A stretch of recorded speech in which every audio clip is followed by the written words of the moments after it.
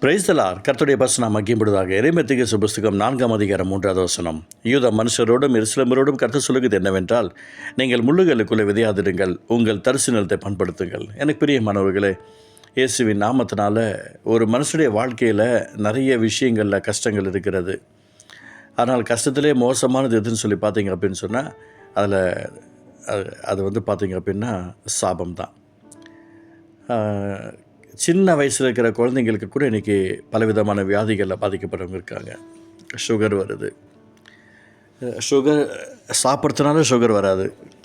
சில நேரத்தில் gene problem, சில நேரத்தில் தேவனுடைய கோபம். சிலருக்கு சின்ன வயசுலே பிபி வருது. அப்போ அவங்க என்ன டென்ஷன் ஆகிட்டாங்களா? குழந்தையாக இருக்கும்போது அவங்களுக்கு என்ன டென்ஷனு? இது ஒரு சாபம். சிலருக்கு பார்த்திங்க அப்படின்னு சொன்னால் கேன்சரு இல்லை மோசமான சில வியாதிகள் நெருக்குகிறது. அப்போ இதெல்லாம் அவங்களுக்கு எப்படி வருது? அவங்க அதை எதாவது சாப்பிட்றதுனால வந்துச்சா? இல்லை. அப்போ எதனால்? சாபம். முதலாவது தேவன் இந்த பூமியில் எப்படி முல்லை படைத்தார் அப்படின்னா, உண்டாச்சு அப்படின்னா, ஆதாம் ஏவாள் பாவம் செய்த பின்பு உருவாக்கப்பட்டது தான் முள். கர்த்தர் சபித்த பின்பு இந்த பூமியில் வந்தது தான் முள்.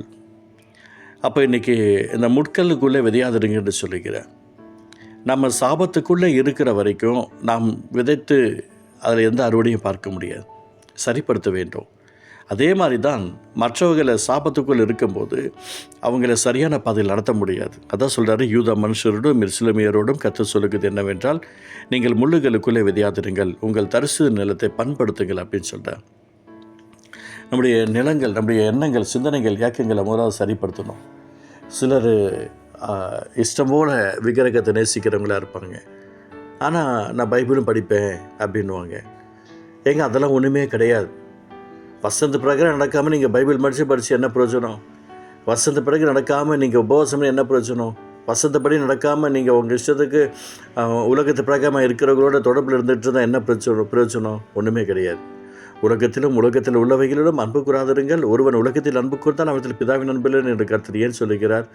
என் அன்பு சகோதரியை கொஞ்சம் கவனமாக இருங்க. யாருக்காக இருந்தாலும் சரி, ஆண்டோடைய அன்பை நேசிக்கிறவர்கள் என்பது வேறு, ஆண்டோடைய அன்பையும் நேசிக்கிறவர்கள் என்பது வேறு. இதை நாம் எந்த லிஸ்ட்டில் இருக்கிறோம் என்பதை திருமணம் பண்ணக்கூடிய நேரத்துக்குள்ளே இப்போ வந்திருக்கிறோம். சரி, ரொம்ப அழுவாங்க, ஜெபம் பண்ணுவாங்க, எல்லாம் பண்ணுவாங்க. ஆனால் ஃபேமிலியில் சொல்லிட்டாங்களேன்றதுக்காக அவங்க ஒரு ஸ்தலத்தில் போயிட்டு ஒர்ஷிப் பண்ணவங்களாக இருப்பாங்க. ஏஎல்சி, டிஎல்சி, ஆர்சிபி எதாவது ஒன்று இருப்பாங்க.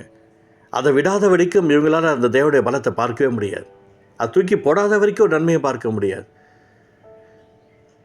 ஏன்னா நிறைய நேரங்களில் இப்படிப்பட்ட பாதிப்புகள் இருக்கிறது. ரட்சிக்கப்பட்டவங்களுக்குள்ள கசப்பை வச்சுருப்பாங்க. நல்லா ஜெபிக்கிறவங்க தான், சர்ச்சைக்கு போகிறவங்க தான். கசப்பு இருக்கிற வரைக்கும் அந்த கசப்பே நம்முடைய வாழ்க்கையில் விதைத்த விதையின் நன்மைகளை பார்க்க முடியாதபடிக்கு அதுவே வேறற்று போக பண்ணிடும். என் அன்பு சகோதரியை கவனமாக இருங்க. சில பார்த்தா இங்கே ஒன்று சொன்ன உடனே அதை 4ஆக சொல்லி முடிச்சிடுவாங்க. இங்கே 10ன்னு சொன்னாங்கன்னா அங்கே 100ன்னு சொல்லி முடிச்சிடுவாங்க. ரொம்ப கஷ்டம். உங்கள்கிட்ட சொல்லுன்னு சொன்னால் சொல்லுங்கள், சொல்ல வேண்டாம் அப்படின்னு சொன்னால் நீங்கள் சொல்லுறதுக்கு அவசியமே கிடையாது. ரொம்ப கவனமாக இருக்கணும். அதுக்கு தான் சொல்கிறேன், ஒரு விஷயத்தை சரிப்படுத்தாமல், என்னை நானே சரிப்படுத்தி கொள்ளாமல் ஒரு ஆசிரியத்தை பார்க்க முடியாது. வீட்டில் இருக்கிறவங்க துணிகரமாக ஒரு விஷயத்தை அவங்க செய்யும்போது நீங்கள் ஆண்டவருக்காக ஷைன் பண்ணக்கூடாதா? தேவனுக்காக எழும்பி நின்று பிரகாசிக்கக்கூடாதா? இந்த உலகத்திலேயே அழிக்கப்பட முடியாத ஒரே விஷயம் என்ன அப்படின்னு சொல்லி பார்த்தீங்கன்னா, பைபிள் வசனம் மட்டும்தான். இந்த உலகத்தில் இருக்கிற எல்லாம் அழிக்கப்பட்டு போகும். எது வேணால் அழிக்கப்பட்டு போகும்.